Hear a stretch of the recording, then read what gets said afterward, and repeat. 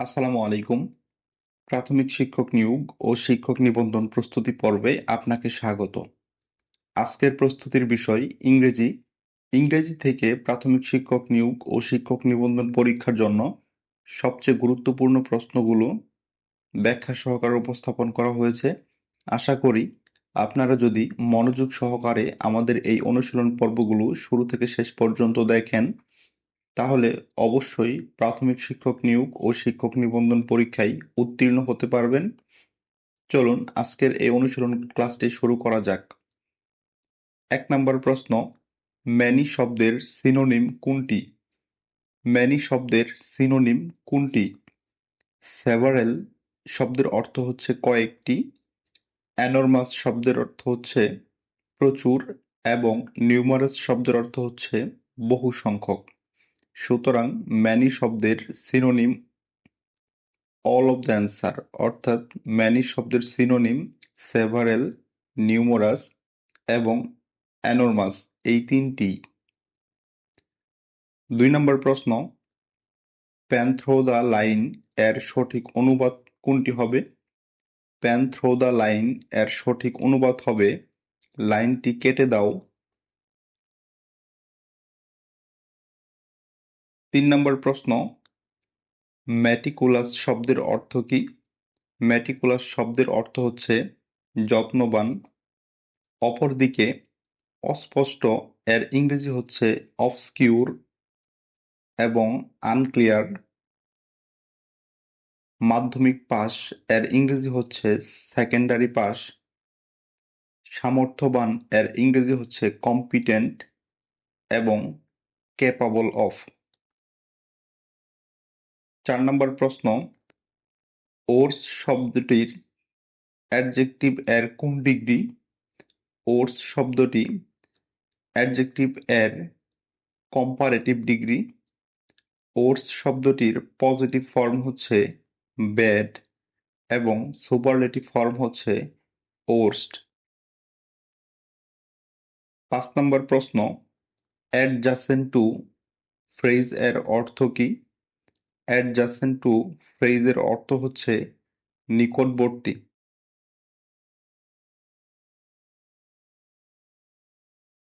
৬ নম্বর প্রশ্ন, he would dash arrested if he had tried unfair means.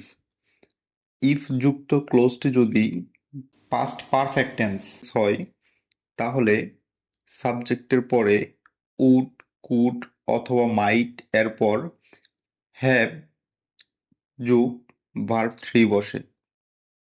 তাহলে সঠিক উত্তর হবে have been. He would have been arrested if he had tried unfair means. যদি সে অন্যায় চেষ্টা করত, তাহলে তাকে গ্রেপ্তার করা হতো। ৭ নম্বর প্রশ্ন, শি কপিড দ্য ওয়ার্ড। এই বাক্যে কপিড শব্দটি কি? এই বাক্যে কপিড শব্দটি হচ্ছে ভার্ব, কারণ শি হচ্ছে সাবজেক্ট এবং দ্য ওয়ার্ড হচ্ছে অবজেক্ট। সাবজেক্ট এবং অবজেক্টের পরে একটি বাক্য পূর্ণাঙ্গ হইতে হলে একটি ভার্বের প্রয়োজন হয়। সুতরাং একটি ওয়ার্ড এখানে আছে যেটা কপিড। কপিড শব্দটি একটি ভার্ব।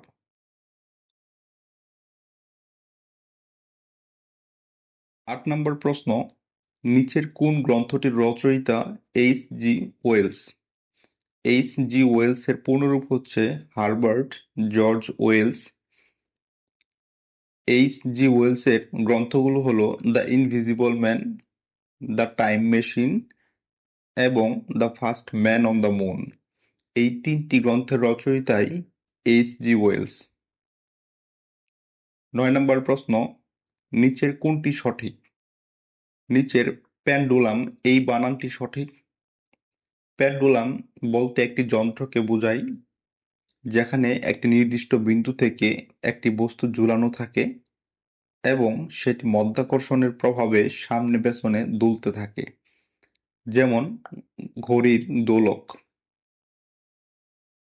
১০ নম্বর প্রশ্ন, থ্যাংক ইউ ভেরি মাচ এই বাক্যে ভেরি শব্দটি একটি অ্যাডভার্ব, কারণ ভেরি এই শব্দটি মাচকে মডিফাই করছে। 11 নম্বর প্রশ্ন, কোন গ্রন্থটি উইলিয়াম ব্লাক এর লেখা? দ্য স্কুল বয় এই গ্রন্থটি উইলিয়াম ব্লাক এর লেখা। এছাড়াও দ্য ড্যাফোডিল নামে বিখ্যাত কবিতাটি লিখেছেন উইলিয়াম ওয়ার্ডসওর্থ।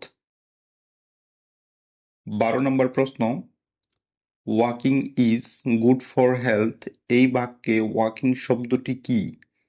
এই বাক্যে ওয়াকিং শব্দটি হচ্ছে জেরান্ড, কারণ ওয়াকিং এটি ভার্বের সাথে আইএনজি হয়ে সাবজেক্টের কাজ করতেছে, তাই এই শব্দটি একটি জেরান্ড। 13 নম্বর প্রশ্ন, পার্সোনেল এর বাংলা অর্থ কি? পার্সোনেল এর বাংলা অর্থ হচ্ছে কর্মীগণ।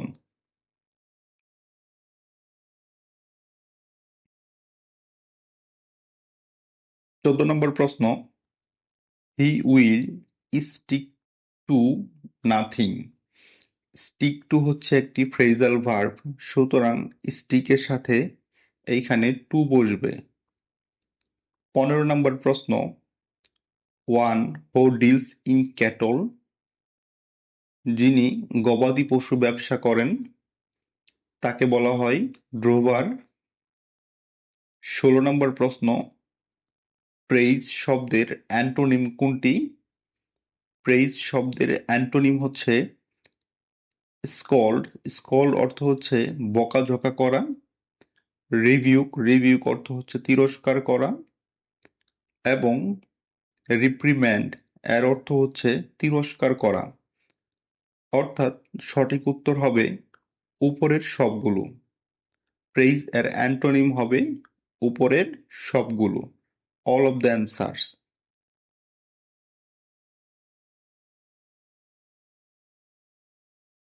17 নম্বর প্রশ্ন, which one is the incorrect sentence?